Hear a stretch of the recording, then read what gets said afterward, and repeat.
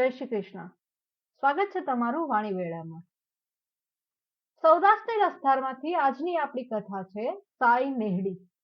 તો આવો શરૂઆત કરીએ આજની કથાની. મધરાત હતી. બારે મેઘ ખાંગા બનીને તૂટી પડ્યા હતા. જગતને જાણે બોળી દેશે એવા પાણી ઘેરી વળ્યા હતા.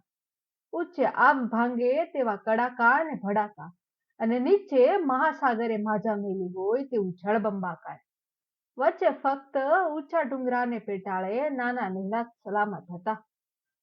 સમજદાર ઘોડો ડુંગરાળ જમીન ઉપર ડાબલા ઠેરવતો ઠેરવતો ચાલ્યો જાય છે. પોતાના ગળે બાજેલો અસવાર જરીકે જોખમાઈ ન જાય તેવી રીતે ઠેરવી ઠેરવીને ઘોડો ડાબલા માંડે છે. વીજળીને ઝબકારે નેસડા વર્તાય છે. ચડતો ચડતો ચડતો ઘોડો એક ઝૂંપડાની ઓસરી ઉપર આવીને ઊભો રહ્યો. ઊભીને એણે દુબળા ગળાની હાવાળ દીધી. સુસવાટા દેતા પવનના ઘોર અંધારે ઝૂંપડીનું કમાડું ઘડ્યું. અંદરથી એક કામળી ઓઢેલી સ્ત્રી બહાર નીકળી. પૂછ્યું, કોણ? જવાબમાં ઘોડાએ ઝીણી હાવળ કરી. કોઈ અશ્વારનો બોલાશ ન આવ્યો.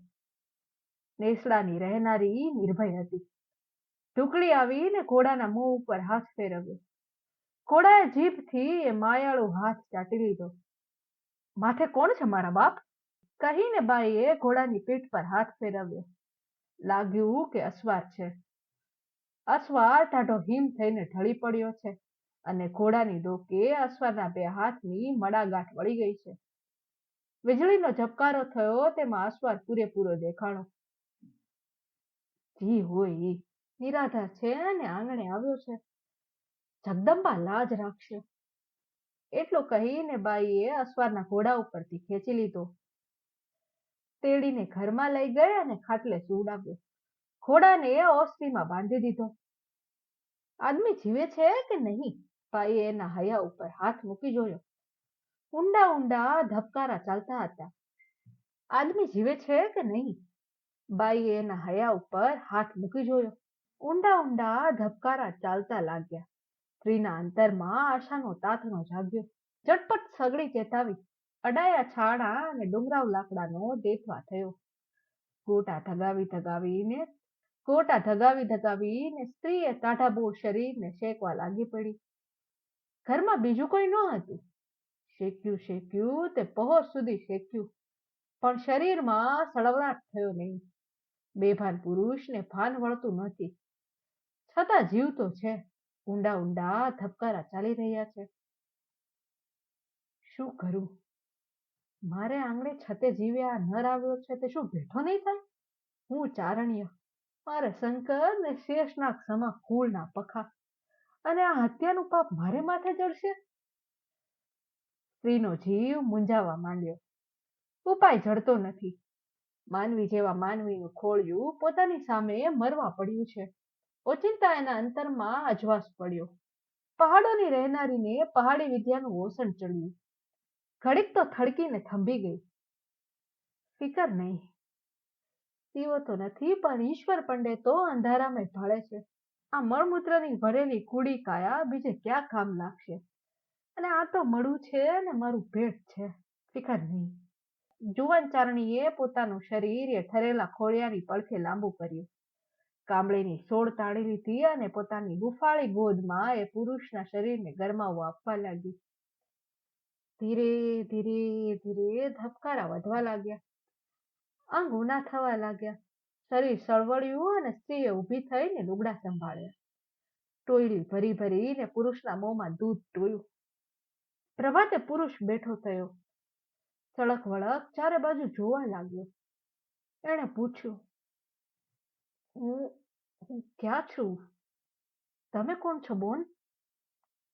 તું તારી ધરમની બોનને ઘેર છો બાપ, બીશમાં. બાઈએ બધી વાત કહી. આદમી ઉઠીને એના પગમાં પડી ગયો. બાઈએ પૂછ્યું, તું કોણ છો ભા? બોન, હું એભલ વાળો. એભલ વાળો?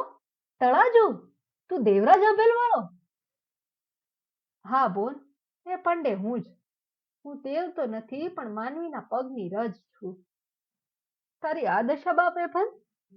હાય, 7 વર્ષે હું આજ મેં વાળી શક્યો.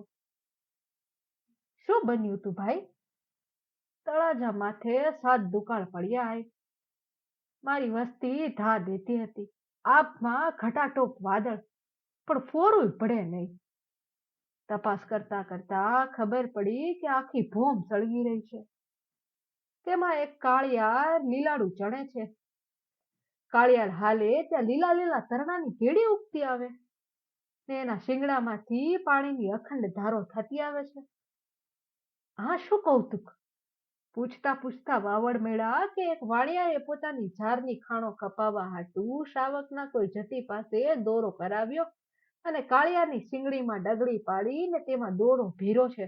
ડગડી બંધ કરીને બારે મેઘ બાંધ્યા છે. એ દોરો નીકળે ત્યારે જ મેં વળશે. સાંભળીને હું ચડ્યો બોલ. જંગલમાં કાળિયારનો કેળો લીધો અને આઘે આઘે નીકળી પડ્યો. ડુંગરામાં કાળિયારને પાડીને શિંગડું ખોલ્યું ત્યાં તો મેઘ તૂટી પડ્યો. હું રસ્તો ભૂલ્યો અને થીજી ગયો. પછી શું થયું તેની મને ખબર નહીં રહી. વારે મારા વીર વારણા તારા, અમર કાયા તપજો મારા વીર અભલની. તારું નામ બોલ. કાંઈ નેહડી. મારો ચારણ કાળ વરસવા માળવે ઉતર્યો છે. બાપ 7 વર્ષના વિજોગ વીત્યા. હવે તો ભેંસો હાંકીને આવતો હશે આ બાજુ. હવે તો ભેંસો હાંકીને વયો આવતો હશે. લાખેણો ચારણ છે હો. તારી વાત સાંભળીને એને ભારે હરખ થશે મારા વીરા. બોન, આજે તો શું આપું? કાંઈ નથી, પણ વીરપાલી લેવા કોક દી તળાજે આવજે. ખમ્મા તુને વીર, આવીશ આવીશ. આરામ થઈ અભયવાળો ત્યાંથી ઘોડે ચડીને ચાલી નીકળ્યો. 7 વર્ષે વરસાદ થયો. ડુંગરા લીલુડા બન્યા છે. નદી ને નાળા ખળખળતા થયા છે. એ વેટાણે ચારણો ઢોર લઈને પરદેશથી પાછા વળ્યા છે. પોતાના વહાલા ધણીને ઉમળકા ભેરી સાઈ નહેડીએ અભયવાળાની વાત કહી સંભળાવી. ગામત્રેથી આવતા તુરત સ્ત્રીને એક પારકા માણસની વાતો ઉપર ઉભરા ઠાલવતી દેખીને ચારણને ઠીક ન લાગ્યું. એમાં વળી એના પાડોશી એને ઝેર ફૂક્યું. કોઈ પારકા મર્દને તારી સ્ત્રીએ હાથ દી સુધી ઘરમાં ઠોસેલો. ચારણના અંતરમાં વહેમનું વિષ રેડાઈ ગયું. પોતાની કંકુબરની ચારણી ઉપર એ ટાણે કટાણે ખીજવવા માંડ્યો. છતાં ચારણી તો ચૂપ રહીને બધા વેણ સાંભળીએ જ હતી. એને પણ વાતની સાન તો આવી ગઈ હતી. એક દિવસ ચારણ ગાય દોવે છે. ચારણીના હાથમાં વાછરડું છે. અચાનક વાછરડું ચારણીના હાથમાંથી વછૂટી ગયું ને ગાયના આવ સુધી પહોંચ્યું. ચારણ ખીજાયો. એના બધા દિવસની રીર એક સમી બહાર આવી. ચારણીને એને આંખો કાઢીને પૂછ્યું, તારા હેતુને કોને સંભાળી રહી છો? હાથમાં શેલૈયું હતું તે લઈને એણે સાઈના શરીર ઉપર કારમો પ્રહાર કર્યો. ચારણીના વાહામાં ફટાકો બોલ્યો. એનું મોં લાળ ચોળ બન્યું. થોડી વાર એ અબોલ બનીને ઊભી રહી, પણ પછી એનાથી સહેવાયું નહીં. દૂધના બોઘરામાંથી અંજળી ભરીને આથમતા સૂરજ સમ્મુખ બોલી, હે સૂરજ, આજ સુધી તો ખમી ખાધું, પણ હવે બસ હદ થઈ હો. જો હું પવિત્ર હોઉં તો આને ખાતરી કરાવો દાદા. એમ કહીને ચારણ ઉપર અંજળી છાટી. છાટતા તો છમ છમ છમ કોઈ અંગારા છટાણા હોય તેમ ચારણને રોમે રોમ આગ લાગી અને ભંભોલા ઉઠ્યા. ભંભોલા ઉઠીને પરુ ટપકવા લાગ્યું. ચારણ બેસી ગયો. નેહડીના નેણા નીતરવા લાગ્યા. થોડા દિવસોમાં તો ચારણનું શરીર સડી ગયું. લોહી શોષાઈ ગયું. આંસુ સારતી ચારતી નેહડી એ ગંધાતા શરીરની ચાકરી કરે છે. આખરે એક દિવસ એક કંડિયામાં રૂનો પોલ કર્યો. અંદર પોતાના સ્વામીના શરીરને સંતાડ્યું અને કંડિયો માથે લઈને ઉપડી. ચાલતી ચાલતી એકલી તળાજે પહોંચી. રાજા અભેલને ખબર કહેડાવ્યા. રાજાએ બહેનને ઓળખી. આદર સત્કારમાં ઓછપ ન રાખી, પરંતુ બહેનની પાસે કંડિયાની અંદર શું હતું? બેન કંડિયો કેમ એક ઘડી પણ ભેટી મૂકતી નથી? છાની માની ઓરડામાં બેસીને જ કેમ ભોજન કરતી હશે? ઓરડાની અંદર એ ઝીણી ઝીણી વાતો કોની સાથે કરતી હશે? એવી અનેક શંકાઓ રાજાને પડી. એકાંતે જઈને એણે બહેનના મનની વાત પૂછી. બહેને કંડિયો ખોલીને એ ગંધાતા અને ગેગી ગયેલા ચારણનું શરીર બતાવ્યું. એભલના મોંમાંથી નિશ્વાસ નીકળી ગયો. બોન, બાપ આ દશા? હા બાપ, મારા કરમ. ચારણીએ બધી વાત કહી સંભળાવી. હવે કઈ ઉભાઈ, એટલા માટે તો તારી પાસે આવી છું. ફરમાવો, બની શકશે? કઈ કરો પારખા. ઉપાય એક જ છે ભાઈ. 32 લક્ષણા પુરુષના લોહીથી આ શરીરને નવરાવવું તો જ મારો ચારણ બેઠો થાય. કોણ છે 32 લક્ષણો? હમણાં હાજર કરું. એક તો તું ને બીજો તારો દીકરો અણો. વાહ વાહ બેન, ભાગ મારા કે હું મારું રુધિર આપીને તારો ચૂડો અખંડ રાખીશ. ત્યાં તો કુંવરણાને ખબર પડી. એને આવીને કહ્યું, બાપુ, એ પુણ્ય તો મને જ લેવા દો. બાપે પોતાના સગે હાથે જ તલવાર ચલાવી. પેટના એકના એક દીકરાનું માથું વધેર્યું. ચારણીનો સ્વામી એ લોહીમાં સ્નાન કરીને સાજો થયો.